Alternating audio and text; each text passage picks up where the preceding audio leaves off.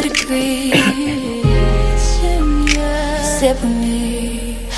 I'll pour it hot, so hot.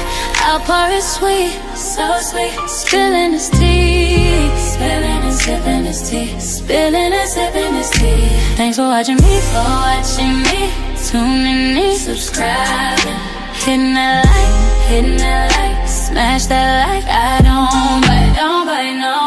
It's your under the degree, feeling great, spilling tea. Have a seat and join me. Sip some tea, unwind with me. Let's grab a snack and talk some smack. I'm your girl, I got your back. I got the news, I got the views. I bet you can't wait, I know you can't wait to sip this tea. Sip this tea. Spilling this tea. Spilling and sipping this tea. Spilling and sipping this tea. Spilling this tea. Spilling and sipping this tea. Spilling and sipping this tea. Spilling and sipping this tea. Spilling and sipping this tea. Thanks for watching me, tuning in, subscribing, hitting that like, smash that like. I don't bite, no.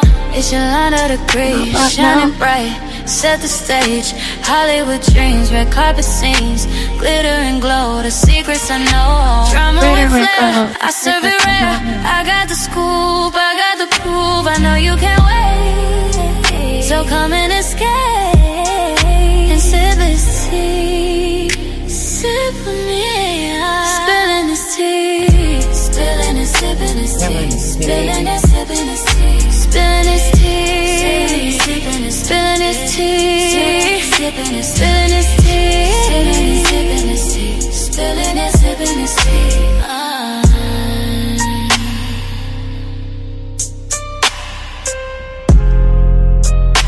Y'all know we gotta run it back. We gotta run it back down the game. Let's go. Let's run it back. We gotta run it. Sip with me. I'll pour it hot, so hot. I'll pour it sweet, so sweet. Spilling this tea, spilling and sipping this tea, spilling and sipping this tea. Thanks for watching me, tuning in, subscribing, hitting that like, smash that like. I don't bite, no. It's your under the degree, feeling great, spilling tea. Have a seat and join me. Sip some tea, unwind with me. Let's grab a snack and talk some smack. I'm your girl, I got your back. I got the news, I got the views. I bet you can't wait, I know you can't wait to sip this tea. Sip this tea. Spilling this tea. Spilling and sipping this tea. Spilling and sipping this tea. Spilling this tea. Spilling and sipping this tea. Spilling this tea. Spilling and sipping this tea. Spilling and sipping this tea. Spilling and sipping this tea. Thanks for watching me, tuning in, subscribing, hitting that like, smash that like. I don't bite, no. It's your under the degree, shining bright. Set the stage, Hollywood dreams, red carpet scenes, glitter and glow, the secrets I know. Drama with flair, I serve it rare. I got the scoop, I got the proof. I know you can't wait, so come and escape and sip this tea.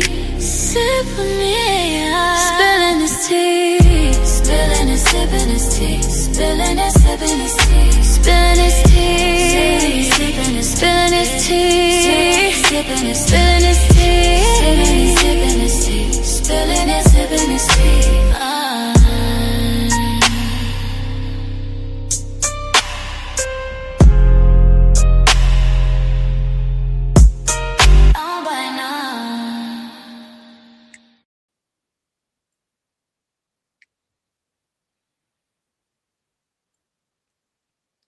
What's up, Diamond Gang? I'm back. Hey, what's up, bro? We beat you.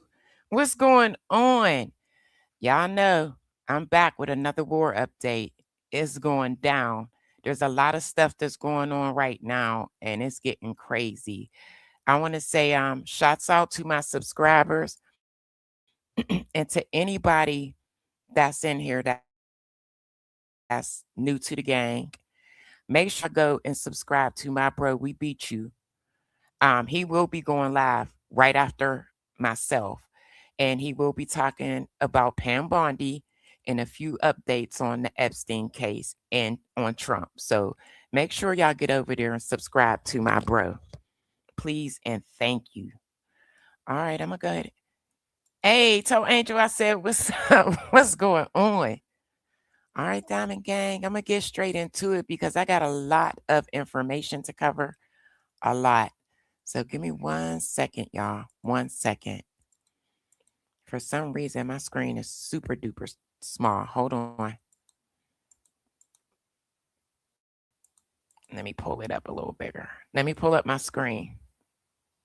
Hold on, gang. Hold on. Okay, it's getting a little bigger. Let me enlarge my screen. I'm sorry, y'all. Here we go. Okay, now it's in living color. I'm like, what the heck happened to my screen? Hold on, gang. All right. Boom, bingo. Let me make myself smaller and we're going to get straight into this.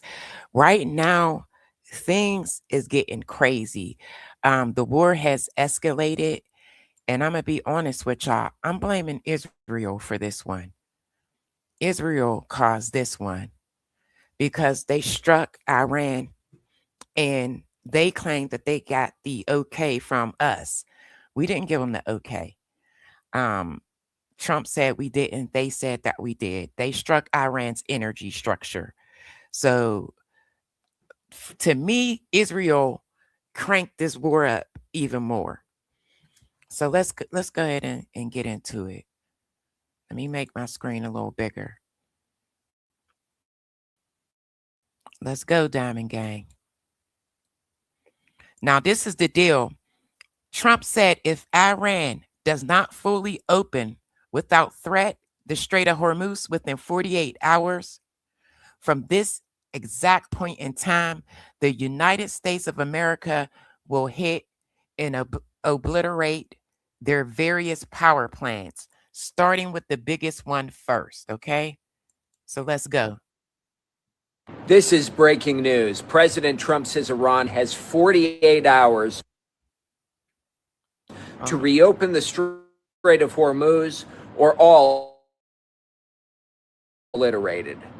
We have some news this evening. Iran is responding to Donald Trump's threat to bomb Iran's power plants. According to Iranian state media, Iran says if Donald Trump goes through with this threat and bombs our power plants, okay, we're going to go and bomb desalination plants throughout the region. We're going to go bomb energy infrastructure throughout the region in the Gulf and other Arab states and in Israel, and essentially threatening to plunge the entire region into darkness. Now, we don't know whether this is just a threat, right, or if Iran actually has the capability to do any of this. But it does come as, despite saying that we obliterated Iran's nuclear program, and then despite saying that total victory, the United States has won, it seems as though this war, again, is escalating, not de-escalating in any way, shape, or form.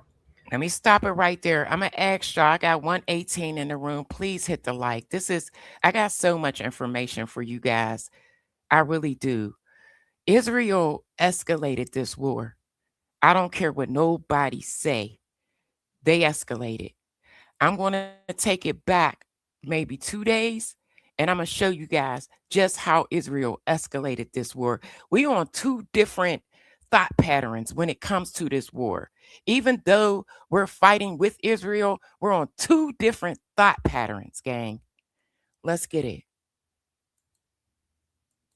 Let me know if you have any questions in the comments below. As always, spread the word and follow along, stay up to date on all the news you need to know about. There'll be more to come. Last night on social media, Donald Trump threatened Iran, and they immediately responded with a threat of their own. I guess Donald Trump's talk of winding down the war was... Oh, thank you. Hold on. Let me stop this. Hey, thank you, Marie. Yeah, baby. Thank you. Was really just a lie, as we all expected. But last night he said if Iran doesn't fully open without threat the Strait of Hormuz within 48 hours from this exact point in time, the U.S. will hit and obliterate their various power plants, starting with the biggest one first. Thanks for your attention to this matter. And I told y'all last week, if y'all thought this was going to slow down We don't even have an exit strategy, y'all. This is amping up in the worst way ever. Shortly after, Iran threatened the United States. The spokesman for the Unified Combatant Command headquarters of the Iranian Armed Forces has stated following U.S. attacks fuel or energy infrastructure in Iran, then they will attack U.S. and allied energy, information technology, and desalination. Listen, you said I want a membership, boo. I want y'all to get the memberships because I cannot wait to start my members only live. It's gonna go down. You hear me? We could be way looser. We could go ham in the members only. So I can't wait. Let's go. Nation infrastructure across the Middle East. Donald Trump has really boxed himself in here because Iran is not going to open the Strait of Hormuz. So either he goes, and I'm gonna show y'all why nobody will help us. I'm going to show y'all why. Forward with this attack and the United States gets hit as well, or he doesn't and he completely lied about it. It was a total bluff. But regardless of what Donald Trump does, this war is obviously not ending anytime soon, despite what he or members of his administration say. Mr. Araghchi. Now, this is the Iranian foreign minister. He always speaks. He's telling us that they don't have anything that powerful to reach the U.S., but let's just take a listen to what he got to say. If I may, we heard from the president first in his State of the Union address that took place on Tuesday and again this morning in recorded remarks that I'm sure you've heard. The president said, among other things, that Iran has been building missiles that, in his words, could soon reach the American. Y'all, real quick, y'all know what's blowing my mind? Y'all know what's blowing my mind? Trump gave them a pass to sell whatever they had. Whatever they had. Which means they would Iran would have made money and that would have gave them funding to buy more artillery to fight us, Diamond Gang. But guess what? I'm gonna show you guys that.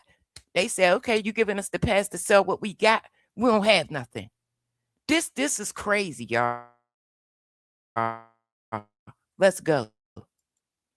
Homeland. So as it relates to Iran's ballistic missile I got 172 in the building. I need y'all to hit the like, please and thank you. I got 223 in the building. I need y'all to hit the like, please and thank you. I'm not asking for a super chat, a super sticker, a cash app, or nothing.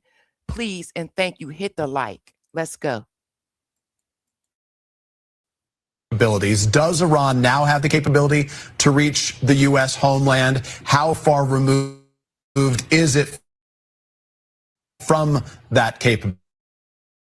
Kept the range of our missiles below 2,000 kilometers. So we don't have that capability, and we don't want to do that because we don't have any hostility against, the United States people and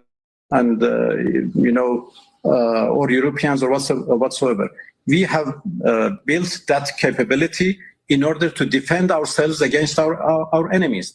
And our missile. So he's basically saying, no, they don't have anything with the capability to reach us, but they have a right to defend themselves. Let's go. Missiles proved to be the most reliable means of defense for us. So obviously we cannot compromise. And y'all want to know who's benefiting throughout this whole entire situation? Russia. That's it.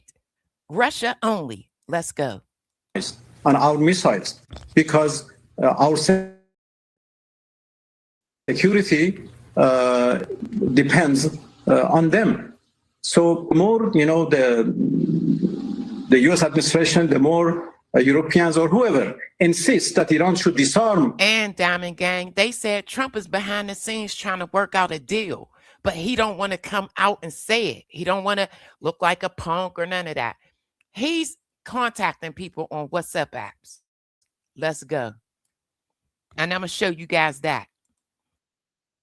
Itself from those missiles, the more we are convinced that in order to protect ourselves, we need those missiles. So our missiles have defensive nature.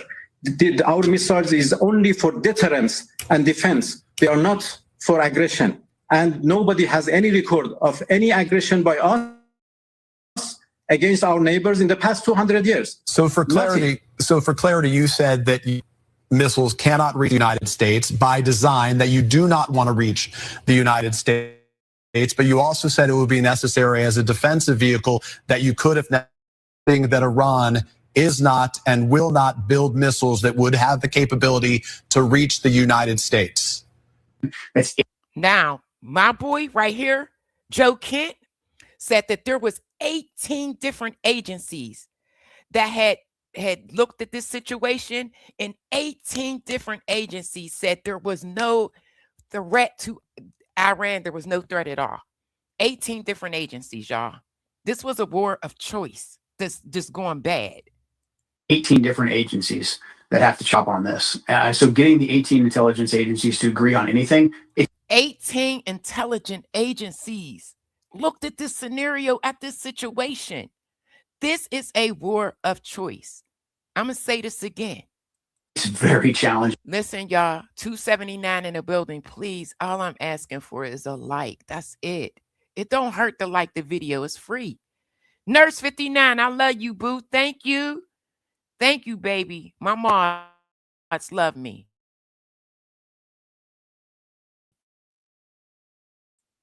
It is a very laborious and in sometimes cases when you have the 18 intelligence agencies saying without working towards a nuclear. He said 18 intelligent agencies, and it is very strenuous. They go back and forth about different things.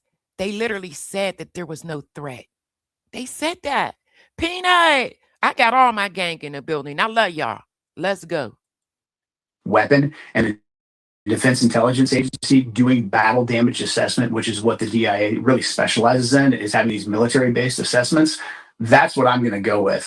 Being influenced by the IAEA or by another government, Israel in this case, saying like, oh no, even though you conducted Midnight Hammer and your 18 intelligence agencies say that their nuclear capability is gone, they're still somehow digging out from the rubble, and they're going to be able to assemble 10 bombs in 2 weeks. Again, sorry, I'm going. Did y'all hear that? Did y'all hear that?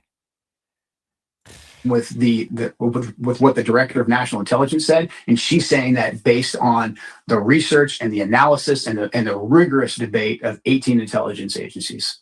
The president explicitly said. Now we're gonna go back, y'all. We're gonna take it. This is what escalated this war. When Israel struck their energy structure, and Trump said he did not give them the green light, but Israel said that we did. This is the cause of the escalation, y'all.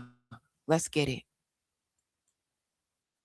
That the United States did not strike Iran's energy infrastructure because, in his words, having to rebuild it, quote, would take years. This is the thing. Israel struck. When it comes to this war, we're on two different playing levels. And when I say that, Israel is in it for different reasons than we are. The South Pars gas field, the world's largest natural gas reserve, triggering Iranian attacks on Qatari gas facilities. Oil prices are up 15% in the last 24 hours. In San Antonio, my hometown, where I represent, the cost of gas has gone up nearly 40% in 3 weeks. We beat you. Thank you, bro. Thank you. Thank you. I got to put y'all stuff up here. I got to. Hold on, Diamond Gang. Let's get it. I love y'all. Thank you. Thank you.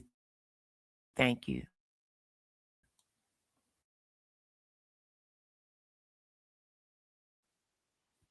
Energy. Israel denies this and says that the attack was cleared by the United States. That right there got us in some mess. Israel said yes, they gave us the go ahead. We said no. That right there cost us. It cost us.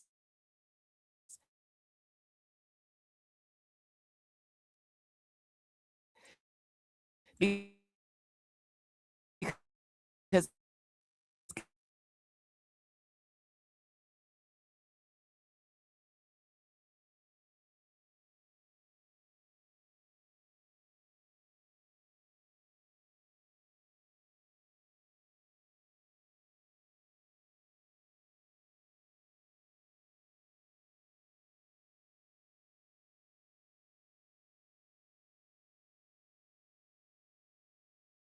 Everything sound good? Let's go.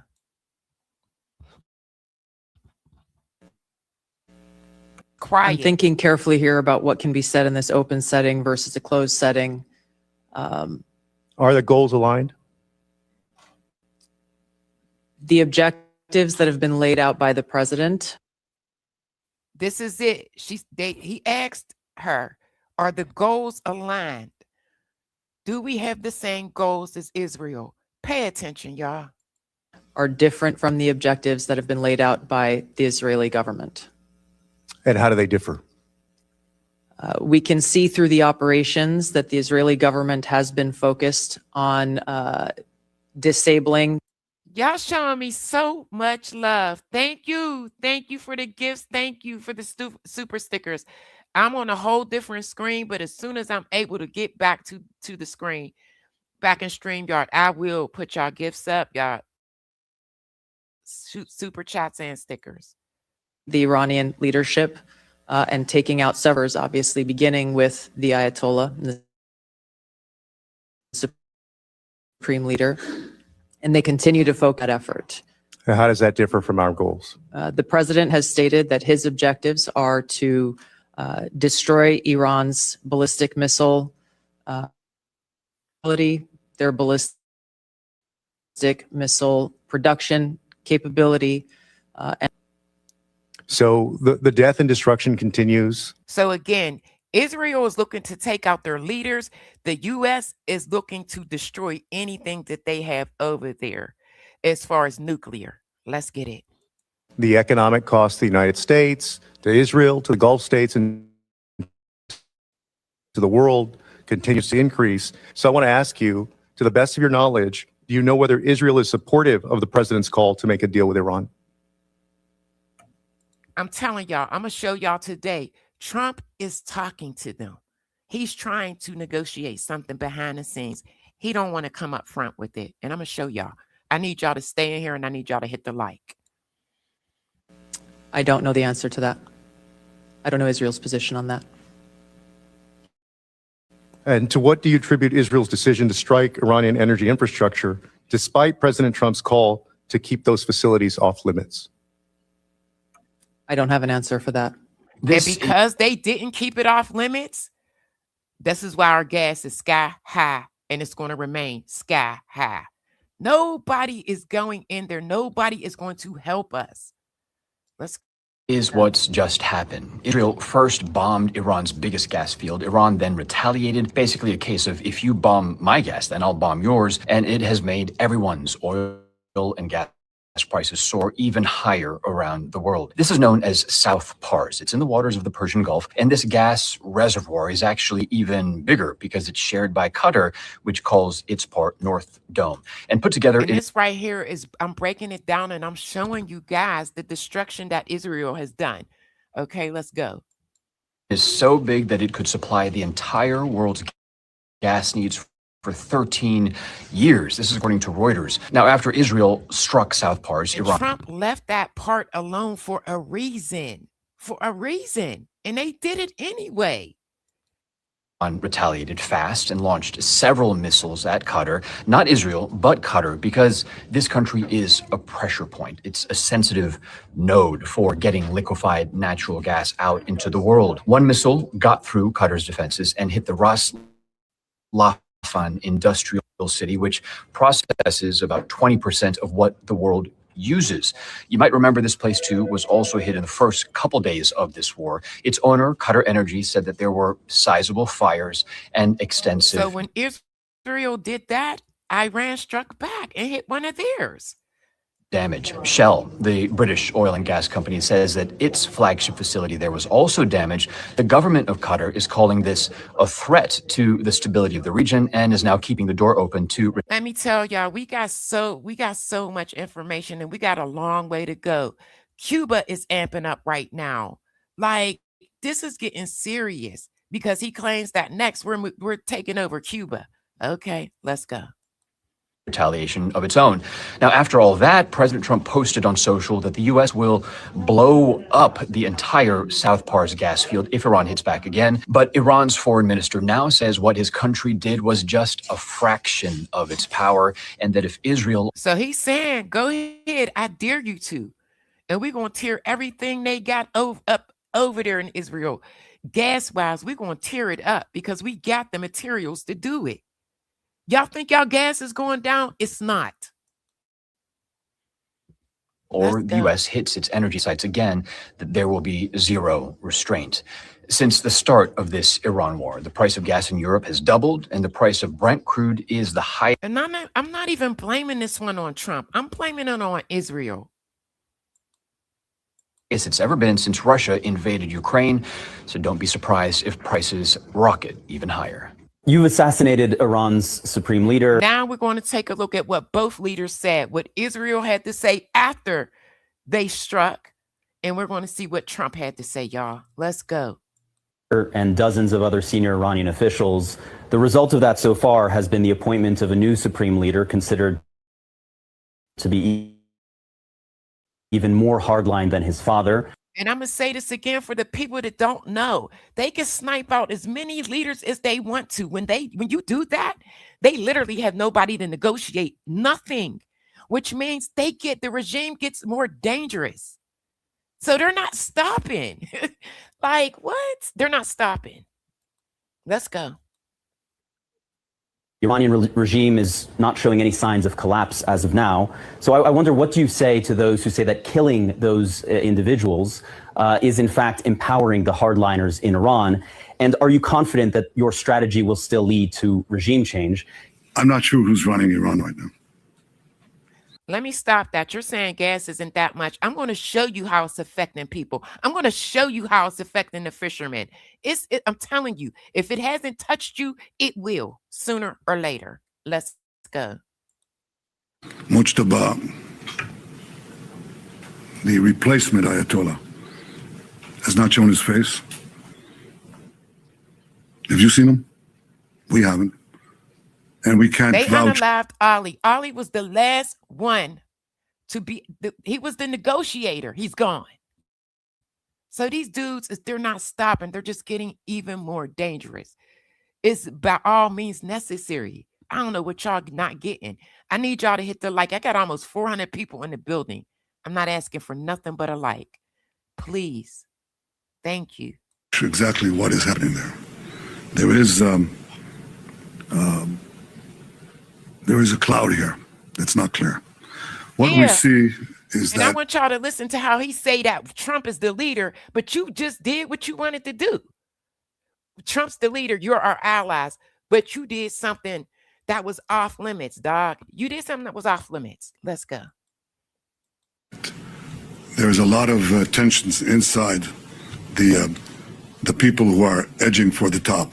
I think the authority and the hold that Khamenei has had is not going to be translated to anyone, not to Mujtaba if he's there, and not to anyone else. Yes, we're seeing cracks. We're seeing cracks, and we're trying to propagate them as fast as we can. Not only in the top command, we're seeing cracks in the field.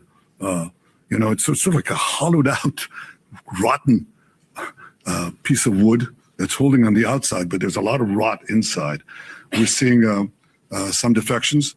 We're seeing fear and trepidation in the IRGC units that are seeing fear. Fear is the worst thing to face, because when you scared, you will do anything. The ballistic missiles. You know why? They're afraid to die. They're not all suicidal. We're going to hit them again and again. You've also indicated today that you made a commitment to President Trump not to strike these oil and gas facilities. You hearing? You made a commitment not to do this. You made a commitment. This is why this war is escalating.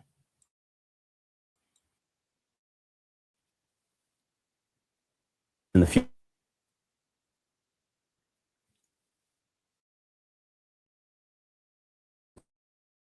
Do you need the United States? Any two leaders have been as coordinated as President Trump and I. How are they coordinated when you went and did something he asked you not to do? How? Let's go. He's the leader. I'm, his ally. America is the leader, but ultimately, President Trump makes his own decisions. And do I respect them? Yes, I do. The question is whether you would or could continue the war without the United States. Could you without the United States? Without the refueling capabilities, for example? So I'm asking y'all, who do y'all believe is lying? Who's lying? Who's lying? And the only reason why I'm not a fan of Trump, y'all know that. Those who have been here, y'all know I'm not. But on this one, I got to ride. I got to ride with him. We're going to close. Thank you so much. Thank you, Mr. Prime Minister. You exhausted your question. Big difference too. But I told him, I said, Dan, if you don't mind, stay in the Situation Room and you watch all those attacks that we're hitting the guys with, and they don't know what's happening. Their Navy's gone, their Air Force is gone, their anti-aircraft is all gone. It's all gone. And guess what? They still going at it. The Air Force is going, this is going, that's going, and they're not stopping. Their radar is all gone. Their leaders are all gone. The next set of leaders are all gone. And the next set of leaders are mostly gone. And now nobody wants to be a leader over there anymore. We're having a hard time. We want to talk to them, and there's nobody to talk to. We have nobody to talk to. And you know what? We like that way. And we have many other distinguished United States military, but I want to tell you, Hegseth is doing a great job. Iran. All right, this is it. This is where Trump is secretly negotiating. Let's get it. Hit the like, y'all. Hit the like. Y'all don't believe me? Just watch. Mr. Trump is secretly reaching out to the Iranians and offering them a negotiated settlement of some kind just to get out of this thing. Trump, not the Iranians. He's doing it through back channels, possibly through Steve Witkoff. His ego is out of pocket. Let's go. Now, obviously, he doesn't want Americans to find out that he's having somebody call the Iranians to try to get out of this thing, because he's got to be, chest thumping Mr. Bravado, right? But that may be too late, because the word is out. Trump has reached out to Foreign Minister Arachi and others, and they have told him, no thanks. No. Sorry. We go ahead and sell it. Guess what they said? Nah, we don't have nothing to sell, gang. We don't have it. So let's go. And I don't believe that. I don't. We don't want to negotiate. We don't want to do a ceasefire. We don't trust you. And because we think, the Iranians are saying, this is what they think, we're winning this war. We've got the leg up right now. So listen to this reporting by none other than Jeremy Scahill. He's one of the best reporters in the United States, a real reporter, a credible reporter with a fantastic reputation and context to match. Watch. I was told by a senior Iranian official that Steve Witkoff had sent... I told y'all, they went right on WhatsApp and reached out to him. I told y'all that. Let's go. Abbas Arachi, the country's foreign minister. And I said, I want to go to Witkoff and ask him that. That's what I told the Iranians. And they said, well, this is still off the record because we have some news right now. The United States government y'all ready? Because this is the deal. Let's go. Just announced that it is easing sanctions on Iranian oil stuck at sea. Yes, I'm serious. It is now allowing the sale of Iranian oil stuck in tankers at sea into the United States. According to Scott Bessent, the Treasury Secretary, when making this announcement, it'll free up about 140 million barrels. Yo, whoever hit the like, thank you. But y'all see that? I just told y'all. They said, look, man, we're going to lift the sanctions. We're going to let y'all, come on, bring the oil over. Guess what? They said, no, we don't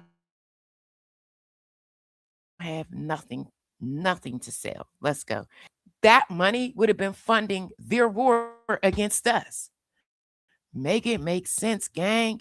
Make it make sense. of Iranian oil.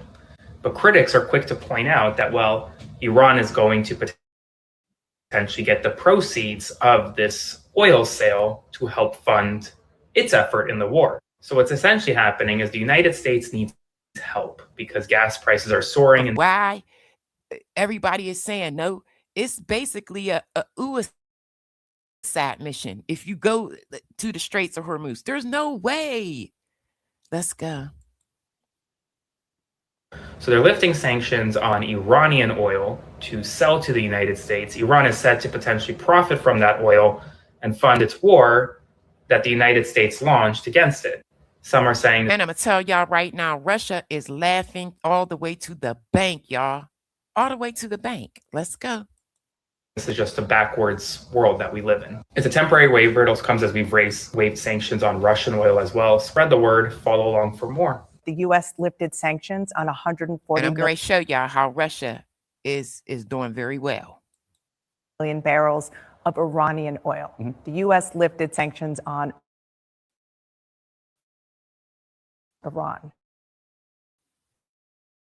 So just to be clear, the sell its oil, Listen, make I'm money. so sorry, William, and I understand what you're saying. However, no, y'all should have let him rock out. I have to do commentary. That is YouTube's policies. I just can't let it play, William. I gotta talk. I have to talk. Okay? Let's go. Almost certainly use that money in its war Can't against let the somebody's US. video just play that. That's not good. Why? Dan, I think you have to tell the rest of that story. That's a little bit misleading. Please. The measure is targeted towards oil that's already out there on ships, already out there in storage, and to the previous quote, to basically defeat the Iranian strategy of driving energy prices so high, causing pain on consumers all the way, We didn't defeat any type. Much of that oil and that illicit oil is already out there. It's already out there in the system. So we're going to allow it to go in a temporary basis to some of our allies like India, Japan, and others, so that the strategy from Iran, the Iranian regime, doesn't work. And by the way, this is a president who put maximum pressure on the Iranian regime in his first term. It was lifted by Biden. Nah, William, it's all good. Don't sweat that. Boo, it's all good. Iran deal 2.0 attempt that Biden put in place. President Trump, as his second national security measure, put that maximum pressure back on. Their currency is tanking. Their foreign currency reserves are tanking. The thing the regime cares about, it's money. So no one can accuse President Trump of not putting maximum pressure on me as well. We have some news right now. Iran is saying we don't have any oil for sale after the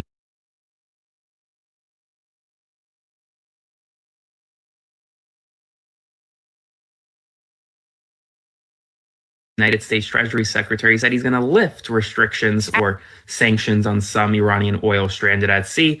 Iran's spokesperson for Iran's oil company says, we don't have any oil. Instead, called it a, quote, psychological ploy aimed at influencing oil, because right now, oil markets are soaring, and Trump doesn't have a plan to stabilize them. So what did he do? That we're going to give money to the Iranians. Well, the Iranians are saying we don't have the oil. And at the same time, overnight, despite previously claiming that the United States obliterated nuclear sites, according to Iran, the United States and Israel struck the Natanz nuclear site. And that's prompted an urgent warning from the International Atomic Energy Agency, which says, do not, or rather call for military restraint to avoid any risk of nuclear accident in Iran. Spread the word, follow for more. I don't know how we getting out of this. Now, this next clip is going to show you guys just how dangerous it is and the reason why nobody is willing to help us. You'd think it would be relatively easy for the world's most powerful navy to conquer this tiny but critical waterway that's only 30 odd kilometers across at one point, so they can finally get Middle East oil flowing back out to the world again. But no, it's not that easy. Attention all ships from now on. All navigating through the Strait of Hormuz is forbidden. For starters, imagine putting an American warship directly in harm's way, right in the highly predictable, tightly confined kill box that is the Strait of Hormuz. Unlike in open water, it would be attackable not just by air. So you think somebody gonna volunteer to help us get in there? No, they're not. Thanks for hitting the like, Diamond Gang. Coral, what's up, baby? By sea, but also by land, where a rocket or missile strike could be launched from mere kilometers away. That might give any defender only seconds, not necessarily minutes, and certainly not hours to react. And what if the US were to lose or sustain heavy damage to a warship in the Strait? Two problems. It's going to cost us millions if this happens. Let's go. First, that's a multi-billion-dollar loss heaped on top of Correction, billions. Let's go. however many injuries and deaths for a country that has a very low tolerance for loss. I mean, I don't know about you, but I have found the explanations lacking. 6 American families must now lay to rest their sons and daughters. And for what? But also, let's say you lose any ship. An oil tanker is damaged or destroyed, loses propulsion somehow. How do you safely clear the lane? What good is a trade route that's also a war zone? And is it really feasible to protect thousands of ships a month? Because remember, all that oil is stuck on all those tankers, not because they can't pass through, it's because they don't want to. The risk of losing even one ship is too high, and insurance... Y'all hear that? This is why the other countries is like, no, get somebody else to do it. Companies refuse to eat the potential loss of hundreds of millions, maybe billions of dollars if things go sideways. Insurance companies have been really quickly scaling down the level of insurance they have, the kinds of insurance they have, and in some cases, the insurance policy entirely. The problem the world has right now is that as beaten and battered as Iran may be, according to the US Secretary of War, the mullahs are desperate and scrambling. The fact of the matter is that Iran wouldn't need very many successes to put a complete stop to commercial shipping. It knows to be effective, it doesn't actually have to control the strait.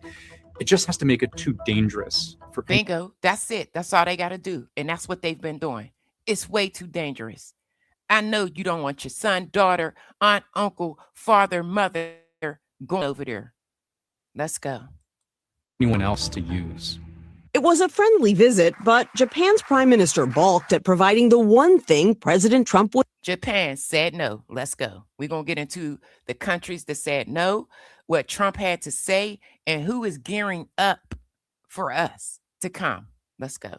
Seeking military ships to help reopen the crucial Strait of Hormuz. Look, I expect Japan to step up because, we have that kind of relationship, and we step up for Japan.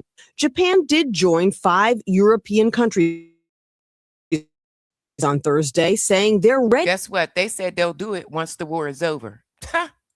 To ensure safe passage through the strait, but only after the fighting ends. Even Trump acknowledged how tough it will be to protect oil tankers in the strait from Iranian threats. It's very hard. You could take 2 people and they could drop little bombs in the water. He don't make it any better. He's not selling the concept. They're holding things up. We don't want that to happen. Now the Pentagon is seeking more funding for the war, about $200 billion. It takes money to kill bad guys. So everybody's saying no to that idea. Oh, we're going back to Congress. Just 5 days ago, Trump's top economic advisor told Face the Nation the war was fully funded.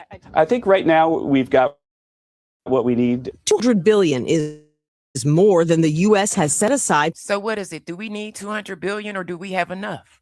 Like, for aid to Ukraine over the past 4 years, according to a special inspector general report. Obviously, it's a dangerous time in the world, and we have to adequately fund defense. House Republicans continue to bury their heads in the sand with their cult-like behavior, acting like nothing more than reckless rubber stamps. Trump was asked by a Japanese journalist why the U.S. didn't give allies a heads up before attacking Iran. He responded by invoking some painful history. Who knows better about surprise than Japan? Okay, why didn't you tell me about Pearl Harbor? That was so disrespectful, Diamond Gang. She just was looking like, wow. There was some startled laughter, even an audible groan in the Oval Office after that remark. Japan's prime minister herself looked a little startled, but didn't say anything in response. This is not Grand Theft Auto. This is real people. Now, this is NATO, gang. This is NATO talking about it. Let's go. Real lives. Was it a mistake? Well, evidently we think so, because we chose not to join in. And this Prime Minister is one of a very small number of British Prime Ministers in our history who has chosen not to follow the United States on a big call like this. This was a war of choice. There was a peace process underway. In contrast, we had Kemi Badenoch. I showed y'all that 1,000 times. This is a war choice. And Nigel Farage attack the government in very strident terms in those early days, saying we should have joined the war in Iran. Only barely a week later say, actually, no, we shouldn't. Kemi was not saying that we should be involved in proactive attacks. What she's saying is when we are being attacked, of course, we should do something about that. By contrast, Keir Starmer Keir Starmer is saying we shouldn't be involved. We're not involved. It's nothing to do with us. The fact is we are involved. We have got assets there. We have got troops there, and we should be defending them. We are. The kind of language that he and Pete Hegseth are using is so disgusting when they talk about, I've got the words here, watch what happens to these deranged scumbags today. And this is why a lot of countries are reluctant as well. Great honor to kill them. I mean, this is not Grand Theft Auto. This is real people's real lives. And yet you get the sense from what's coming from the White House as if this is some big game. You say in your memoir, nations with allies thrive, those with... Now take a look at this, Diamond Gang. They're saying, a lot of our allies is saying that they can't even rely on us right now. Okay? That's another reason why they're not coming to our aid. Let's go. Without them die, whether we like it or not, we are part of a world that needs allies. And yet, President Trump has said, we don't need anybody. We're the strongest nation in the world. So can the United States succeed in this war? And not to mention, after he said that, he claims that he was putting all of our allies through a test. No, that was not true. He wanted help. And when they said no, he couldn't find anything else to say. Without allies, other than Israel? No. What is your sense of the biggest concerns from our allies right now? Well, there are many of the same concerns that we hear from our fellow citizens. America is becoming predatory. America is unreliable. They say one thing and they change 7 days later or 2 days later. So there's a sense that we are not a reliable security partner right now. The first time NATO went to war was after we were attacked. And one of the countries that lost as many boys per capita fighting alongside us after America was attacked on 9/11 was Denmark. And Denmark is... And guess what? Denmark was amping up. And so is Cuba. They're amping up. Let's go. Of course, the country that owns Greenland. So when you think of a threat against a NATO ally, or when you hear that we're putting tariffs on allies at the same time we're demanding they increase their defense expenditures, which requires a robust economy. And that's another thing. He raised tariffs on all of our allies. It's like, come on, man. Now you asking for help. And then you're talking about taking over Greenland. And then you're talking about taking over Cuba. Well, guess what? Right now, Cuba is getting themselves together because they feel like we're going to be aggressive. You're seeing a strategic disconnect. And right now, many of the actions we're taking, unfortunately, mean that we're working against our own strategic outcome at the end. And you can't bring allies on board if they don't trust you. We're going to have to deal with this in Tehran, and we're going to do it at the end of the day with allies, lots of allies. We learned today that the Danish government was. Here we go. The Danish government, they were preparing to basically go to war with us. Let's get it. Preparing military options to defeat a potential American invasion of Greenland just months ago. The president has treated our allies like they don't matter, then demanded that they come to his aid. And when they understandably were reluctant to do so, he then said, oh, well, we don't need you anyway. We are doing long-term damage to the alliance. I'm going to tell y'all right now, this war is far from over. Gang, it's far from over. Structure upon which we and the free world depend for our security. We have some big news right now. Cuba is preparing for possible military aggression by the United States of America, according to... Bingo. Cuba is gearing up right now because Trump announced that Cuba is after this war. They're next, which who knows when this war is going to end. But that is his objective, is to take over Cuba. Well, guess what? They're getting ready. Cuba's deputy foreign minister, who was interviewed on NBC. It comes as... So I don't care who you are, rich, poor, middle, whatever. It's going to affect you eventually. Cuba's power grid has collapsed for a third time in a matter of months, following the United States' ongoing blockade of all oil coming in and out of Cuba. According to the Associated Press, Cuban authorities are actively working to restore power to parts of the island. It was a complete and utter blackout. There's an ongoing blockade essentially happening. The United States is preventing oil from coming into Cuba. And at the end of the day, the people that are suffering the worst are the Cuban residents who are facing blackout after blackout. And while the Trump administration claims that their next target is Cuba, whether that is a military invasion or some type of increased diplomatic pressure, remains to be seen. So we're just going to be consistently fighting and fighting and fighting and fighting nonstop. This is exhausting. I'll have more updates for you as always, so spread the word and follow along to stay up to date on all the news you need to know about. Some breaking news. MS Now's Stephanie Ruhle just wrapped up a 15-minute phone call with President Trump. Stephanie joining us now by the phone. Stephanie, I know Trump already called NATO cowards this morning. What else did he tell you? He did. You know, ironically, I wanted to get on the phone with you earlier, but I'm at the airport and it took me quite a long time to get through TSA. The president and I had about a 15-minute phone call. We started, of course, talking about Iran. He said that Iran was 2 weeks away from having a nuclear bomb and they would use it. Now, of course, most experts say it was at least a year away. He said that we could leave the war right now. We could walk away tomorrow, because we have just decimated most of the country and their power. But he said the regime... And this is what's so crazy. He's calling it a victory while still considering boots on the ground and sending Marines to the Middle East. What is it? What is it? Let's go. Would rebuild. It would take him about 10 years, but that's not an acceptable situation, which is why he thinks we should stay. He said the major thing is they cannot have a nuclear weapon. We obliterated it. We totally obliterated it. So that's very good that we're there. We talked all about our European NATO allies, and he continued to crush them. He said absolutely none of our allies in NATO have helped with support as it relates to the war. He said we don't need their help, but they've proven themselves to be a paper tiger. He also posted that on Truth Social. He's saying that, but I just showed you guys proof that he was contacting Iranians behind the scenes. Okay.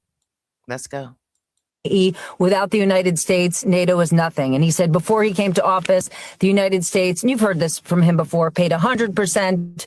Now NATO allies are paying more, but they've done nothing. I asked about Ukraine helping and Ukraine supporting, and he said they've done nothing. Anything Zelensky has said as far as what Ukraine has done to help us, he's just doing for political and PR purposes. They've done nothing. He says Zelensky is very difficult to deal with. He says Zelensky is more difficult to deal with than Putin is. I don't care, y'all. Putin, that's his boy. That's his partner. So it is what it is. And he said Putin has also shown that he's not afraid of Europe at this point or our European allies. He said I would clearly say that he expressed. And that right there where he said Ukraine isn't doing anything, but we lift sanctions on them and they're helping Iran. You know what I mean? As far as drones and everything else. It just makes no sense. The only country that's making out right now is Russia. More trust in Putin than he does any of our European allies. We talked about the Texas primary. He said originally they wanted to run against Jasmine Crockett, but Tallarico can be easily defeated, whether it's Ken Paxton or John Cornyn. He referred to Tallarico as a whack job. I asked him about our next steps as it relates to Cuba. He was sort of vague, but he said, just you watched, and he promised sort of changes, but he did not give any details. I asked him about what the White House is spending on. I asked if the ballroom was. I'm going to tell y'all right now, spend wisely, because this is far from over. Let's go.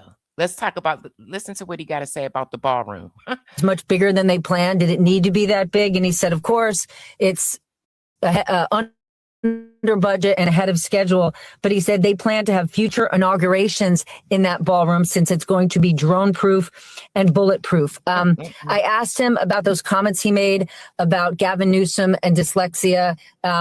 I gave him the opportunity to sort of take those comments back, saying someone with dyslexia, with those learning disabilities, shouldn't be in the White House. He didn't take the comments back. He continued to go after Gavin Newsom. And then, talk quite a bit more about how unfairly he's being treated by the media. And I know, Steph, you've talked about how hurtful those comments have been. Did you tell him that you're stymied at the airport and ask him? I did an upload on that. And yeah, that was crazy what he said. Let's go. About the DHS shutdown? Of course. I did. And he, blamed Democrats. He said they're the ones standing in the way of funding this. Blame that if you don't like your long line at the airport, look no further than Democrats. And that's not a surprise that he would say that. That is what it is. The contradictions here are endless. Now, this argument, I love this argument because they looked at both sides. Let's go. I cannot wait until the ballroom isn't coming. It don't matter. It don't matter where it's coming from, the ballroom. So in one breath, this is a 47-year war. It's been going on for 47 years. In the next breath, there was an imminent threat coming from Iran. And then the next breath, we were just trying to defang their nuclear capabilities. And then one person will say, we did defang the Iranian regime. But then Trump is now mobilizing thousands of more troops. So obviously this is going to be elongated and continue to happen. Here's a timeline regarding this. Exactly. This is going to be a long, drawn-out war. Strait of Hormuz, as I see it, because you guys were talking about it. Donald Trump claimed that he was going to assemble a group, a coalition, if you will, of powerful countries to escort ships through the Strait of Hormuz. He then realized, wait, the same international community that I have been antagonizing for the past 2 years isn't going to want to go on a suicide mission through the Strait of Hormuz, which at its most narrow navigable shipping lane is 2 miles right off the coast of Iran. They can just lob missiles over. So it's a suicide mission. He realizes, wait, they're not going to help me with that. And then the countries themselves say, we're not going to join a war we didn't even start. And then when I come on this panel, you guys are like, these countries don't want to help us finish the job. They didn't start the job. They didn't start any of this. So why are they our allies? Because we are a coalition. Do they all get like veto power when President Donald Trump does? NATO is a defensive coalition meant to defend countries. Article 5 is invoked when one is attacked. Article 5 is not invoked when we attack a country. That is a fundamental axiom. That part right there. Let's go. Of NATO. Right. And I think what President Trump's argument is that if these people nonetheless are supposed to be our friends and our allies, put NATO aside, he thinks of them as our friends. If during our does Trump think of them as our friends? I think the United States as a whole. He leaked texts with the Prime Minister of Norway. I think the United States as a whole does. I think President Trump personally thinks that our allies. Here's the thing, even if that's the case, more Americans are against this war than ever, any other war. Probably need to be maybe He treats them like look at- enemies, look and he at treats again. Russia like Look allies. at them again. Why won't Greenland by help force, us? if necessary. Why We Yeah. threaten to take property And look, from you one know of the our funniest part allies. about it? None of our allies. We have major news right now regarding the war in Iran. Donald Trump today declared victory again, saying that it's a total military victory. At the same time, says that he wants to wind down operations in Iran. At the same time, the U.S. military is actively considering boots on the ground. At the same time, the United States military has sent thousands of Marines where they're going right now to the Middle East. Lots of. Did y'all hear that? So he's claiming victory, all right, while considering boots on the ground, while sending Marines to the Middle East. He's all over the place with this, all over the place. We have no exit strategy at all. Confusing messages. He goes from saying that he doesn't want a ceasefire at about 3:30 Eastern time to 2 hours later saying that he's ready to wind down and that he's claiming. I need y'all, please and thank you. Hit the like, y'all. Hit the like. I got over 300 people in the building. Hit the like, please and thank you. Let's go. Total victory to sending Marines, all while Republicans in Congress right now they don't have much of an appetite for more supplemental funding. Lauren Boebert came out and said no more supplemental funding. Everybody's against that $200 billion supplement. It's that everybody is against it. In terms of the $200 billion being asked by the White House and the Pentagon to fund Trump's war overseas. Lots of stuff happening, lots of moving parts. I'll have more updates for you very soon. But what we do know is that right now, there's no cohesion regarding what's happening in Iran. Maybe that's the point. Russia's doing really well out of all this. Bingo. I told y'all. The only country right now that's winning is Russia. I need y'all to hit the like. Hit the damn like, y'all. Hit it, Diamond Gang. Let's go. As the skyrocketing price of oil fills up the Kremlin's coffers and makes them solvent again after all these years of dictatorship and corruption and 4 going on 5 years of their disastrous war in Ukraine, Russia now is not just getting. Listen, I need 4 more likes to get to 100 likes. Please, y'all.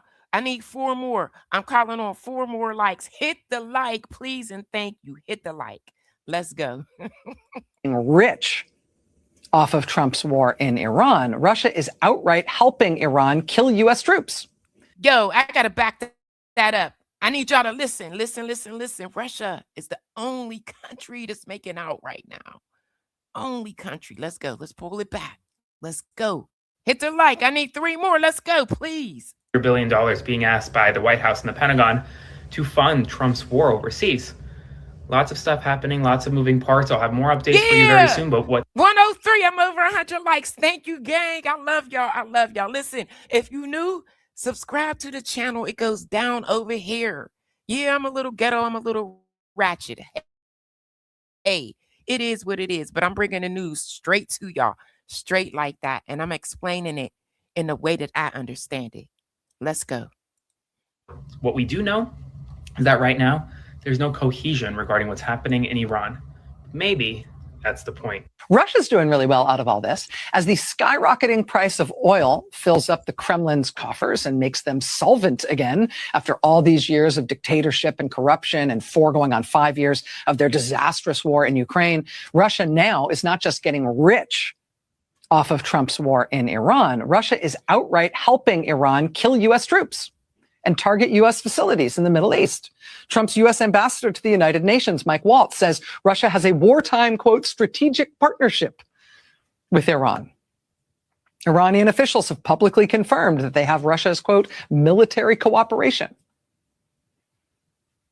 We reported last week here on this show that Trump had responded to that by really making Russia pay. Oh, I'm sorry. No, by relaxing U.S. sanctions. Didn't I tell y'all that? He lifted the sanctions. Russia is the only country winning while they are helping Iran with drones and everything else. This is crazy. On Russia. Since then, he's done so again. He has further relieved Russia of the burden of U.S. sanctions while Russia is helping kill American troops. But it doesn't stop there. David Korn at Mother Jones Magazine reports that Trump's DOJ has also, very quietly, just chosen this. Listen to this. They trying to get this guy out of jail. Listen to this. He's tied to the Russian intelligence. Baby, let's go. Auspicious time while we're at war with Iran, they've just chosen now to ask given to a guy who the FBI said is linked to Russian intelligence. The guy has been in jail because he pled guilty to lying to the FBI, specifically to bringing the FBI fake stories about President Biden supposedly taking bribes. Did y'all hear that? Did y'all hear that? The FBI concluded not only that those stories were false, but that this guy deliberately lied in bringing that stuff to the FBI and that he was linked to Russian intelligence at the time he was doing this. Now, Trump's Justice Department is trying to get the guy sprung and get his guilty plea reversed. The court filing in this guy's case has... I'm going to tell y'all right now, I'm keeping my eye on this, and if he gets out, I'm going to report on it. Let's go. Has been signed by Todd Blanche, Trump's handpicked number 2 official at the Justice Department, trying to help Russia and reportedly Russian intelligence, while Russia is using Russian intelligence to help Iran kill American troops and target American facilities in the Middle East. And, you know, maybe our president just can't stop himself from acting to help Russia. I keep telling y'all, Putin, him and Putin, they are tight. That is his boy. Let's go. Even when Russia is acting to kill Americans, maybe he just can't stop himself. It just feels so good. He can't stop. I will not vote for a war supplemental. No, I am. Now, I have different people's perspective on the war supplementals as well as the war in general. Let's go. No, I've already told leadership I am a no on any war supplementals. I am so tired of spending money elsewhere. I am tired of the industrial war complex getting all of our hard-earned tax dollars. I have folks in Colorado who can't afford to live. We need America First policies right now, and that I'm not doing that. I couldn't agree with her anymore. We need the Save America Act, FISA with warrants. There's a lot of hard lines that I have right now, and we've got to get our act together if we want to keep this majority. And the path that we're going doesn't look very promising. Should the administration get out of Iran? That's up to the president. You know, he pleaded to the people. Now, again, someone in my chat said that it wasn't affecting us just yet. It's just a little bit of gas. Let's go. People to make America great again. We're tearing America apart right now. Fishermen here in Cortez, Florida are pissed off with the president who many of them voted for, and they're angry because of skyrocketing diesel. If it's not affecting you now, it will, sooner or later. Diesel prices. I'm really scratching my head because I voted Republican, and most of us in the fishing industry did, and we're not seeing the positives come out of it. Now, before the war in Iran, gas coming from this pump in Cortez was going for $3.29 per gallon. Now, gas from this pump is closer to $5 a gallon. And for boats like this one, Linnea, which is about to go out on a 2-week sword fishing trip, it needs 4,600 gallons. I love y'all, Diamond Gang. Keep hitting that like button. Keep me in the algorithm. Diesel. And with prices like these, that's making business unsustainable. All of that on top of the fact that these fishermen are also having to contend with President Trump's erratic tariff policy. When the tariffs initially went into effect, there was a huge jump in all of our tackle and supplies. And even though the tariff percentages were rolled back a little bit, our suppliers never rolled back their prices. Now, the manager of this family-run fishing company here in Cortez, Karen Bell, tells me that the tariffs and the diesel prices mean she's going to have to raise the price. Hey, listen, Knowledge Bradford, you're entitled to your opinion, love, but I ain't telling no lies. You can see it at the pump. You can see ain't no lies being told here. Let's go. Of fish, and that cost is ultimately going to be incurred by the customers. I'm going to try to push prices up. I hope consumers realize that, you know, when we push prices forward. You hearing it directly out of the horse's mouth when you come here. Ain't no stories being made up this way. But you're entitled to your opinion, boo. Don't spam. If she keeps spamming the chat, get her up out of here. It's not really something we want to do. And one fisherman warned me that this could mean the end for the fishing industry here in Cortez. Oh, this could be the final straw for a lot of people. For a lot of people in this industry, man. I mean, we're already taxed to death. Everything, the cost of everything, tackle, the cost of operation, and then. What you think these are paid actors? I think not. The fuel going up, it could be the nail in the coffin for a lot of people. I mean, and it's sad.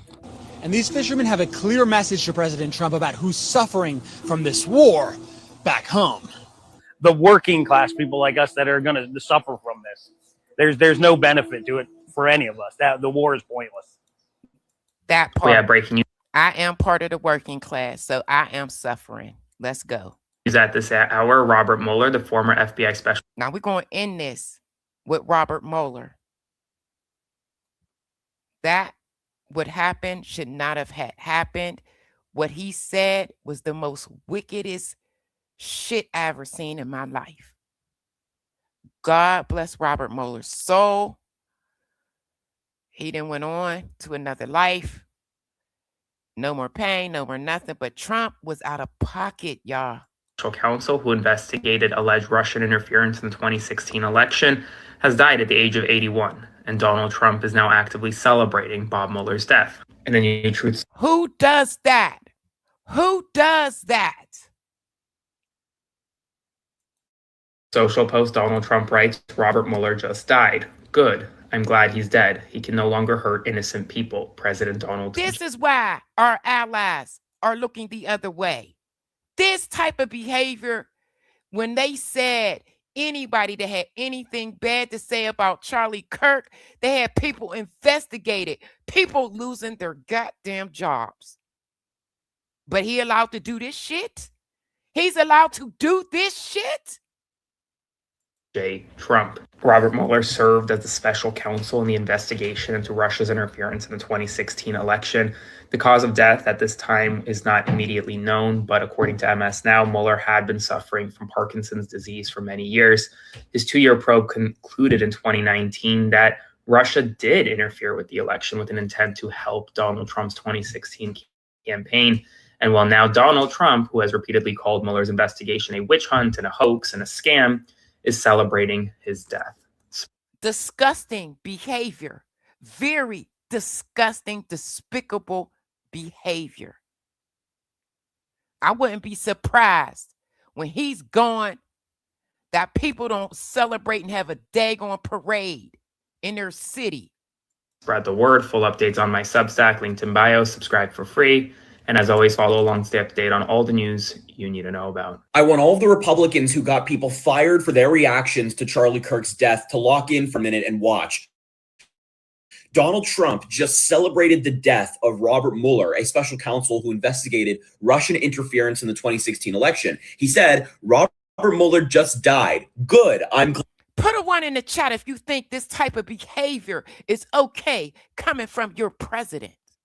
Put a 1 in the chat if you think it's cool. Put a 2 in the chat if you totally disagree with this type of disgusting behavior. Put a 1 in the chat. I want to see how many ones is in the chat that think that this is cool.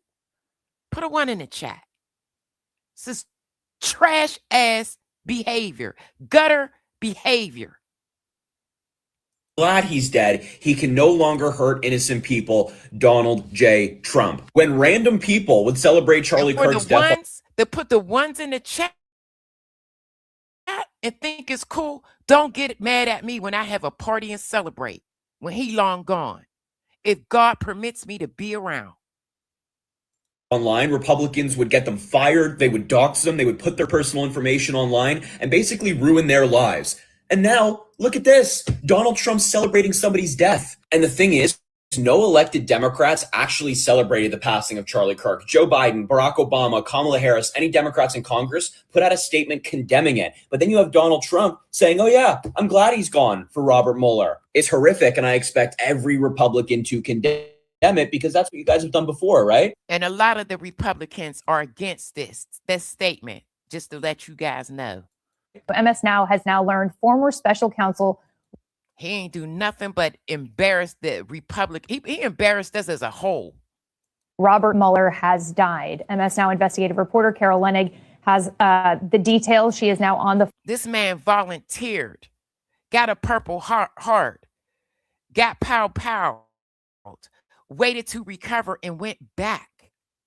What did Trump do? What did Trump do? He's literally a felon on record. He ain't fought nobody's goddamn war. Thank you for the gift. Phone with us, Carol. What can you tell us? Robert Mueller, who was suffering from Parkinson's disease in the last year or two, and the former FBI director, and iconic represent. Put y'all flags in the chat. Put some U.S. flags in the goddamn chat. Put them in the chat, y'all. Of the FBI, also the former special counsel into Russian interference into the 2016 presidential election, has died. That's about all we know at the moment. We knew that he was ill and had been ill for a while, living in a senior living center outside Charlottesville, Virginia. And so this is not entirely unexpected. I'm going to tell y'all this. God don't like ugly. God don't like ugly. On my life, he will reap what he sowed about this one. Expected, but it's very sad for the FBI family that looked up to him and really revered his service to the U.S. government and to the American people. How significant is this loss, and what kind of central role, just remind the public of the central role Robert Mueller played in that investigation in 2016? So Robert Mueller was a career public servant to his core. He started as a young man in the military, then became a prosecutor, and eventually became the director of the FBI. He is probably best known for the fact that he was that guy. He was that dude. Robert Mueller was that man. He was the FBI director on 9/11. He had just taken office, just been appointed by George W. Bush, and he remember. Baby, you right. God don't like me. He loved me, boo. He loved me. Know that. Your tenure for that job normally, and he went about this incredible reformation of the. Watch the hole you dig for others, because you might fall in it. Remember that. Watch the hole that you dig for others, because you just might fall in it. FBI and along with the Department of Justice to ensure that information about terror plots were shared between the Department of Justice, the FBI, and the intelligence community, to be sure that the FBI was intercepting terror plots before they unfolded. Not waiting to charge people, but to stop them, because 9/11 was viewed as an intelligence failure. That is probably what Hashtag Robert Mueller. Hashtag Robert Mueller. What he's best known for, but he's also, of course, quite famous for his rigorous and careful investigation of Russian interference in the 2016 election. How do you rectify the fact that, we're seeing this kind of response from the president, someone you worked for? And what does it say about where we are as a country? Listen up, y'all. Listen up. When families at their most vulnerable state, here it is on your screen. Basically, the president saying it's good that Robert Mueller died. So that's the type of person that President Trump is. He's a demented narcissist, seriously hates anybody who stands in opposition to him, has reworked the Justice Department into a revenge machine, and, rules the country in a very authoritarian manner, with the assistance of a cowardly cabinet and even more cowardly Republicans in Congress. And that's bingo, that right there. That right there. Tragedy. That's something we're all having to deal with. But I think, rather than focusing on, the despicable response of a demented president, that we should really focus on the hero that we lost today, and ideally a hero. We should be celebrating his life. He had to put the spotlight on him and make that disgusting comment. Gain some inspiration and some strength that we can bring out on No King's Day when we stand up again for our country. Ty Cobb, thank you so much for taking the time to talk to us. We are sorry for the loss of your friend. And we send our condolences as well, of course, to Bob Muller's family. Please allow me to send my condolences to Bob's family and friends.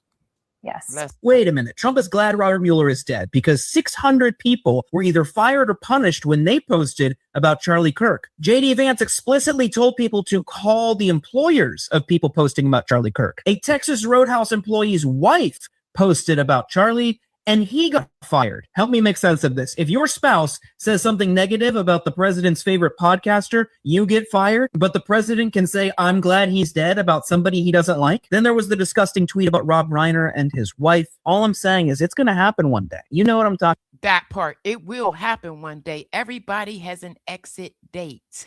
When you come in this world, you come with an exit date. Let's be clear. About. And MAGA is going to be on watch, policing everyone's speech. So save this as an example for when that day inevitably comes. But if you celebrate Charlie Kirk's death, you Here's Vance. Let's go. should not be protected from being fired for being a disgusting person. If you're a university Okay, so he feel that way about Trump, huh? He feel that way about his partner in crime, Trump?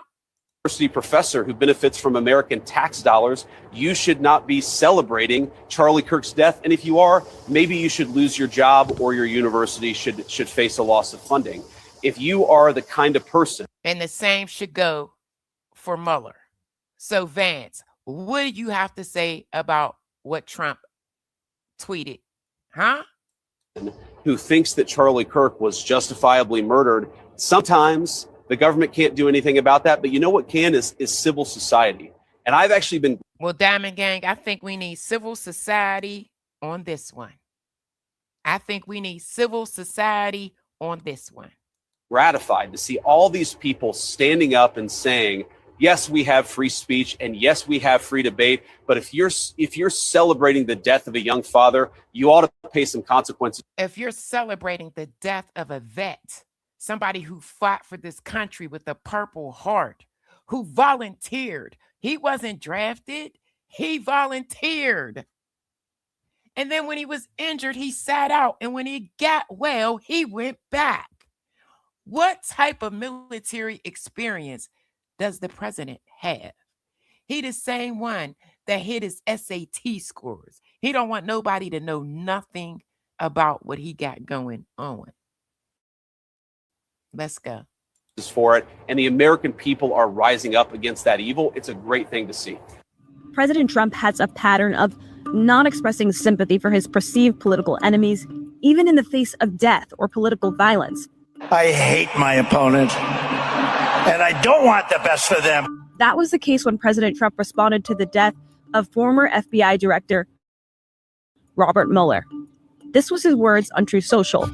Robert Mueller just died. Good, I'm glad he's dead. He can no longer hurt innocent people. It is typically customary for U.S. presidents to offer condolences after the deaths of prominent no type of coof. He's just leaders and public servants, regardless of their political party. It's a tradition that President Trump has not followed. Last year, when Hollywood director Rob Reiner, a frequent critic of the president, was brutally stabbed to death, the president actually blamed him for his own death. Robert Mueller served in the FBI for more than a decade, including leading the agency. I'm going to say this one more time. Watch the hole that you dig for others. You just might fall in it.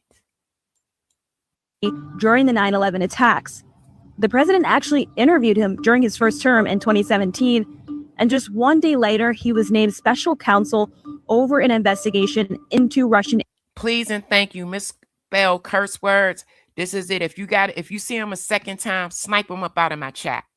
Snipe him. Interference in the 2016 election. President Trump repeatedly called that investigation a witch hunt, but Mueller notably never publicly confronted the president about his personal attacks against him. A number of high-ranking Republicans have come out and slammed Donald Trump. A number of high-ranking Republicans. So let's hear what his own party had to say about him, okay? Let's hear what his own party had to say about him. Let's go. for celebrating Robert Muller's death on social media today. Republican Representative Don Bacon said that Donald Trump's comments were wrong and unchristian, which is exactly right. Britt Hume, who's a Fox News host, said this is the kind of stuff Trump does that makes people not just oppose him, but hate him. There was no need to say anything. Trump's former lawyer, Ty Cobb, went on MS Now today and said he's a demented narcissist. These are his own people. Y'all hear this? Coming from his own people. Rules the country in a very authoritarian manner with the assistance of a cowardly cabinet and even more cowardly Republicans in Congress. And that's tragedy. That's something we all have to deal with. But I think rather than focusing on the despicable response of a demented president, that we should really focus on the hero we lost today. Republican Senator Tom Tillis said that Trump's statement was a sad statement about where we are in our political discourse. I would have liked a little bit more from him, but we'll take it. And of course, Democratic leaders like Gavin Newsom have been putting out very nice messages today saying, rest in peace, Robert Mueller. But let me be clear about something. Most of the Republicans I've seen have actually defended what Donald Trump has said. Those are just a few anomalies, I guess. According to them, if you make fun of Robert Mueller, it's perfectly fine. But if you make a joke, even a slight one about Charlie Kirk, then it's the end of the world. The double standard is astounding. That part. I need y'all, everybody in here, to hit the like on this one. I need y'all to hit the like on this one. The president of these United States just celebrated a dead man, not an enemy or combatant, not a terrorist, a United States Marine, a Purple Heart recipient, a man who volunteered for Vietnam, then waited a full year for a shattered knee to heal so that he can go back and fight. Robert Mueller took a bullet for this country, and the man who faked bone spurs 5 times, 5 separate acts of cowardice typed out from behind the screen. Good. I'm glad he's dead. Now, I need your memory to work here, MAGA, because 6 months ago, when Charlie Kirk was killed, this same administration weaponized grief like a federal operation. Y'all hear that? Hit the like, please, and thank you. Let's go. Teachers were investigated. Jimmy Kimmel's show suspended. J.D. Vance stood on national television and told Americans to report their neighbors for saying the wrong thing. Don't y'all remember that? That part. I feel bad for TSA workers right now. Let's go. People lost careers, lost income, lost everything for expressing a fraction of what this commander-in-chief just broadcasted to 80 million people from the most secret office on this planet. Let's go. So my question is, where the fuck is the accountability? Where are the investigations? Yeah, where's the accountability? Where's the investigations? Where? Double standards. Where are the firings? Nowhere. Because it was never about decency. It was about domination. Rules for thee, impunity for me. Hatred, bigotry, power. There's a whole damn apparatus to destroy your life if you disrespect the right corpse. This is the America this administration has cultivated. This is the harvest of the shit they planted. This right here. Let's go. The leader of the free world speaks the language of cruelty. When he mocks the dead, demonizes immigrants, and reduces human beings to a vermin, guess what? He gives fucking permission to do it for everybody. And if you sit here today and tell me this administration hasn't emboldened this absolute worst of this nation, you are blinder than a bat and dumber than the dirt they bury their ignorance in. That part, the ignorance. Let's go. You dumbasses. We are 99.9% genetically identical. Every single human being on this fucking earth, black, white, brown, indigenous, immigrant, native born, we are one species. The melanin in my skin does not alter my DNA. It doesn't alter my dignity or divinity. Yes. And any person who looks at another human being and sees less because of the shade of their skin is operating at the lowest frequency of a human existence. The lowest of the low. Let's go. And to every proclaimed Christian sitting in silence right now, your Bible says, blessed are the peacemakers. Your Jesus said, love your enemies. Let me say this. Robert Mueller bled for the flag. He served under 4 presidents, both parties. Yes. He was confirmed 98-0. And the man who gave nothing to this nation, who sacrificed nothing, just spit on his grave for the applause. America, if you feel nothing right now, check your pulse, because your humanity might already be fucking dead. Truth has no party. Y'all be well. R.I.P. Robert Mullen. Woo! We can ready close out in a little bit. Let's go. Just listen to some of his biggest supporters, both then and Yeah, we're about to listen to some of Trump's biggest supporters. Let's see how they feel now. Let's go. now. Listen to what they have to say now. I want to say, what is happening to the man that I supported, you supported? And I will tell you right now, I do not recognize our president. Look, buyer's remorse is coming in. It's hitting people. I have not exactly found the correct words to communicate how I feel Woo! about President Donald Trump. I sort of ignore the topic of his existence altogether. It just seems so insane based on what he ran on. I mean, this is why a lot of people feel betrayed, right? Diamond Gang, I ain't said nothing. I'm letting y'all hear what the people got to say. You buried the Epstein files. There is no border wall. You didn't deliver on mass deportations. You cut corporate tax rates for the rich by cutting Medicaid again. No infrastructure bill, no middle class tax cuts. You got to refund the tariffs.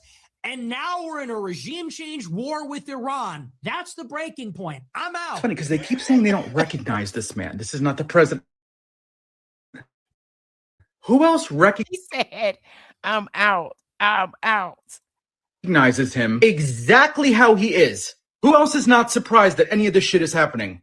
Who else wasn't really down to vote in a convicted felon as president? Who else has believed all the women, over 100, throughout the years? What pisses me off about these people is they will support and back and defend until he turns on you. But it's okay if he turns on everybody else and says the most disgusting things to women and admits to doing things to women and is dangerous, not that smart. Maybe it's not a great idea to put the host of The Apprentice in charge of the free world. But eventually all of them start to backpedal. They start fighting each other. It's crumbling for you guys. But you all. Buyer's remorse. They got it. Y'all see it. It's here. The proof. Buyer's remorse. Woo! Y'all, this was a lit live. Let's go. Are the biggest reasons why this man is in office and all of this shit is happening. You defended and platformed and got all of your followers and listeners to vote MAGA. All of you. I miss my Uncle Joe. He said, I miss my Uncle Joe. Hey, listen, real quick, Diamond Gang. Hey, I love The Apprentice. That show, it was great. But did I ever think that he could lead the country? Absolutely not. I didn't. So let's go. I mean, yeah, there was a lot of craziness going on, but it was a whole lot calmer than this. It didn't affect my day-to-day life. I was a nobody and I was balling then. Now I couldn't even tell you. I couldn't even show you $5 in my pocket. This whole thing's got a recession going on. I don't know if anybody else is seeing it, but I definitely see it firsthand. That was Richard Stanley, as you heard. Listen, gang, I'm going by what the people said. You hit the like. I love y'all. Hit that like. A Trump voter, and he is exactly who the president and the Republican Party want to keep in the midterms and beyond. But they're not making it easy for folks like Richard, who now say they miss not Sleepy Joe, but Uncle Joe, as in President Joe Biden. Y'all know it's getting bad if people saying they miss Joe. Listen, I don't rock with Joe either, but sometimes you got to pick out of the two of the lesser evils. That's all I'm going to say on that. But let's go. Americans are apt to remember the past as better than the present. It's why the party in the White House usually does lose control in the midterms. We ping pong. But during the Trump era, that ping-ponging is usually on the fringes. What happens, though, if the core of Trump's support does start to swing as well? We could be seeing that as we speak, with the war in Iran acting as a tipping point. We are in the second year of the Trump term. So far, he has dismantled wide swaths of the federal government, installed health officials who have opened the door to the biggest measles outbreak since the 1990s. He's rolled back clean air regulations and incentives for green energy, which would come a nasty fight with our normally mild-mannered neighbors to the north in Canada. He's threatened to take Greenland by military force from Denmark, at least in part because This is y'all boy. We got one more part to go through, and then I'm going to take comments from the chat. That's my favorite part. Please, y'all, just watch the language. Let's go. Norway didn't give him the Nobel Peace Prize. He has taken the leader of Venezuela from his home in the middle of the night in what the administration deemed a law enforcement action. He's unilaterally bombed boats in the Caribbean that the administration has claimed without evidence are drug boats, both in the name of curbing drug trafficking. While also, by the way, pardoning another leader, Juan Orlando Hernandez, who was serving 45 years for trafficking drugs into this country. He's deported migrants without due process. He has defied court orders. He's detained others. Breaking the law, just doing what he want. A rebel. Violently, including American citizens, and federal agents working under his hand-picked officials have killed 2 Americans. And he hasn't even kept his promise to lower prices, a fact that is only made worse by the war, a war that you just heard Richard say is not worth it. So how many more Richards are out there? You've probably heard. All right, this is the last piece, and then we're going to go into the comment section, read the comments, and I'm going to close out. But this is a guy that actually is going to tell you the untruths from the Republican Party. Let's go. Republicans spreading a lot of lies about Trump's illegal and reckless war with Iran. Well, somebody's going to call bullshit. So let's break down the MAGA misinformation. MAGA lie number 1, there was an imminent threat of attack from Iran. Bullshit. I went to the classified briefings, heard a lot of words, heard a lot of nonsense. Bottom line, no imminent threat. Multiple Trump administration officials have admitted that. In fact, their director of counterterrorism, who Trump appointed and who all the Republicans supported, said there was no imminent threat, and he just resigned. He said it was a lie. Again, my opinion, this is a war of choice, y'all. Lie number 2, the war in Iran doesn't have any consequences here at home. Bullshit. Gas prices are through the roof. American troops are being harmed. They're being killed. We're spending tens of billions of dollars on this war in Iran, $1 billion a day. Think about what we could spend that money on here at home. Affordable childcare, affordable health care, affordable housing. We can invest in our aging infrastructure. We can help our seniors. We can help our veterans. We could do so many other things, but instead we're wasting it on this reckless war halfway around the world. How the hell is that America first? MAGA lie number 3. This isn't about regime change, and it's not another endless war. Bullshit. I told y'all, this is going to be going on for a long time. I mean, that's literally an insult to the intelligence of the American people. I mean, don't tell me this is not about regime change. I mean, we killed their leadership. We replaced one Ayatollah with another. And don't get me wrong, the Iranian government sucks. Have a horrific human rights record. But we have a history in this country of being involved in regime change, endless wars that don't end up well. MAGA lie number 4. This war is legal. You guessed it. Bullshit. I love this dude. Let's go. Rights are not only immoral, but they're illegal under international law. Most Americans are opposed to this war, and it's costing us. We've already lost 13 service members. Well over 100 have been wounded. The United States dropped a bomb on a girls' elementary school in Iran. And now Trump's talking about deploying American forces on the ground. I mean, this is crazy. Trump promised. He promised to end all wars. He lied. Look what's happening. Dropping bombs on boats in the Caribbean, attacking Venezuela, threatening to take over Cuba, the war now in Iran, threatening to go after NATO allies. I can go on and on and on. The bottom line is this warmongering needs to stop. This military adventurism needs to stop. We need to be focused on problems not halfway around the world, but halfway down the block. That part, halfway down the block. That's what we need to be doing. Now I'm going to go ahead and take some of you guys' comments. We're 22 in the building. Hit the like, y'all. Hit the like. Please subscribe to the channel. I do want to eventually start my members only lives. Please think about becoming a member. Let's go through some of these comments. Let's go. I be wanting that to work. LOL. I don't know what you said. Oh, wait, I'm too far up. Let me go down some more. I'm sorry, gang. Let's see what y'all talking about. Woo, these comments. It's a lot of them. I'm sorry. This live was lit. Let's see what this comment is. I'm going to click on one. What type of man would be happy to hear of the death of another? May Mr. Muller's soul rest in peace. My sincere condolences to his family. That's right, Anthony. Amen. I watch my words and I choose my words very wisely when it comes to the deceased. I respect them. Yeah, I don't talk like that. I don't play with the dead. I like him. Trump is sick. Who is pulling the strings? Oh, yes. Where's any evidence?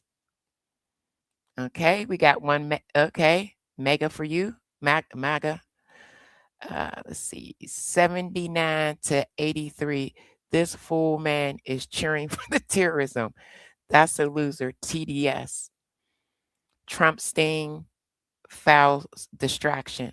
A lot of people think that this war is a distraction from the Epstein files. A lot. I went over that yesterday. I gave an update. I showed you guys. And if you haven't seen it, please go back and rewatch my live that I did yesterday on Pam Bondi. I showed you guys that there was a history. Pam Bondi was actually the attorney general in Florida at the time. There was at least 80 complaints from different women on Jeffrey Epstein, and she chose not to act on it. Okay. She chose not to start an investigation.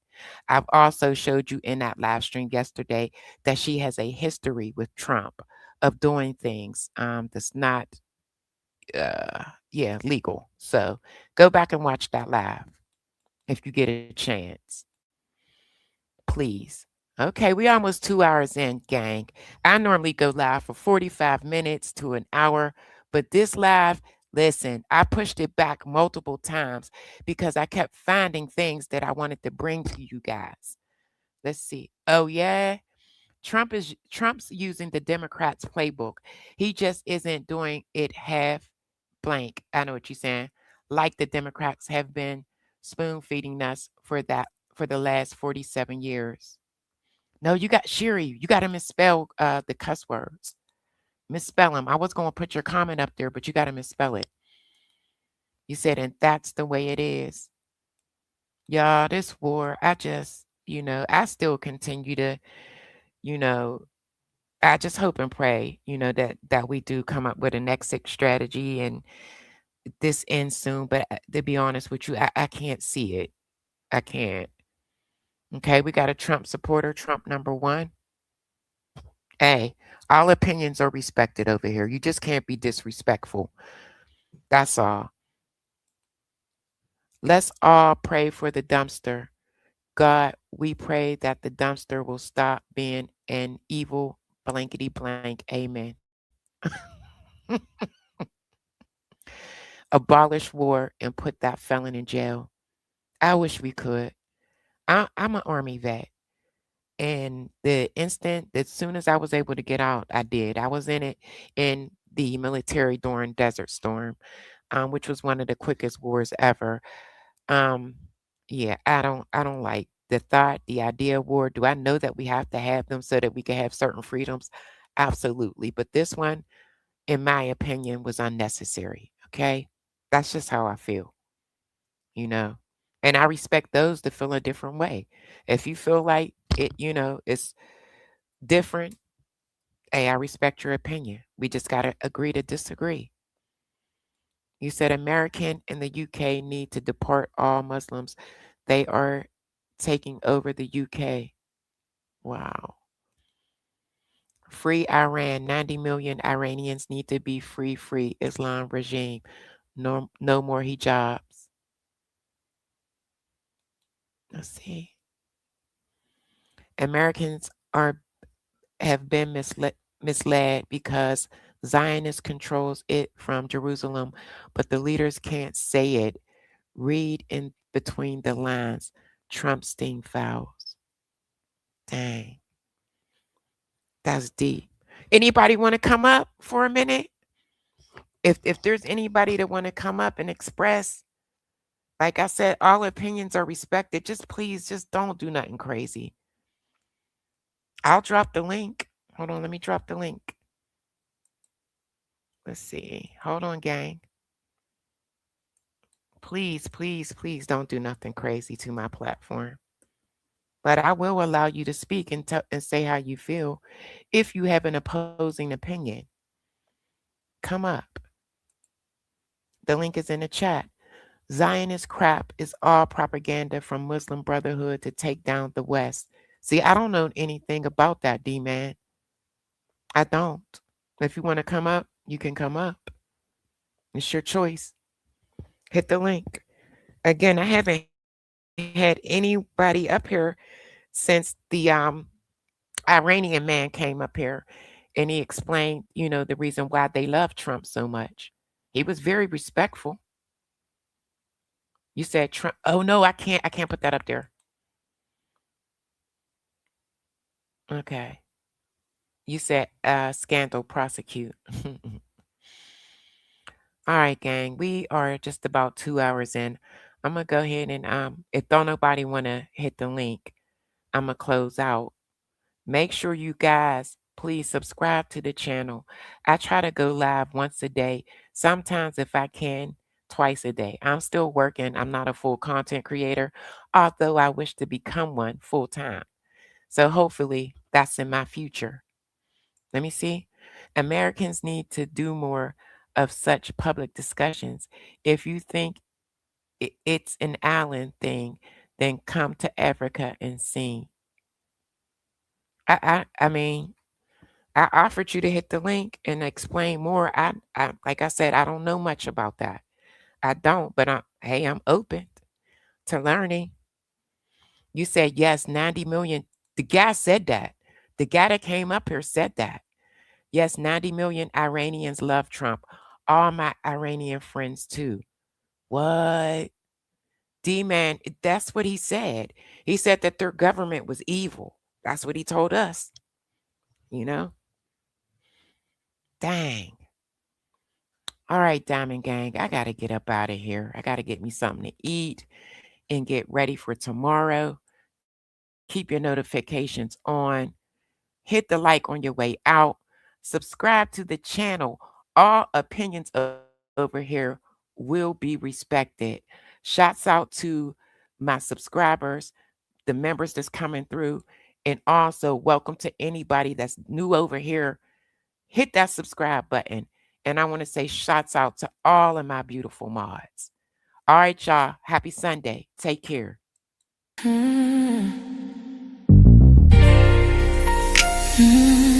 It's your under degrees. Sip with me. I'll pour it hot, so hot.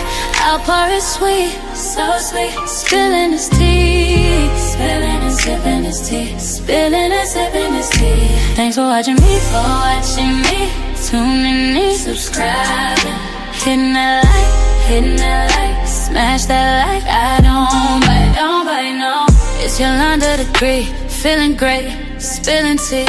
Have a seat and join me. Sip some tea, unwind with me. Let's grab a snack and talk some smack. I'm your girl, I got your back. I got the news, I got the views. I bet you can't wait, I know you can't wait to sip this tea. Sip this tea. Spilling this tea. Spilling and sipping this tea. Spilling and sipping this tea. Spilling this tea. Spilling and sipping this tea. Spilling and sipping this tea. Spilling and sipping this tea. Spilling and sipping this tea. Thanks for watching me, tuning in, subscribing, hitting that like, smash that like. I don't bite, no. It's your under degree, shining bright. Set the stage, Hollywood dreams, red carpet scenes, glitter and glow, the secrets I know. Drama with flair, I serve it rare. I got the scoop, I got the proof. I know you can't wait, so come and escape and sip this tea. Sip with me, spilling this tea, spilling and sipping this tea, spilling and sipping this tea, spilling this tea, spilling this tea, spilling this tea, spilling and sipping this tea, spilling and sipping this tea.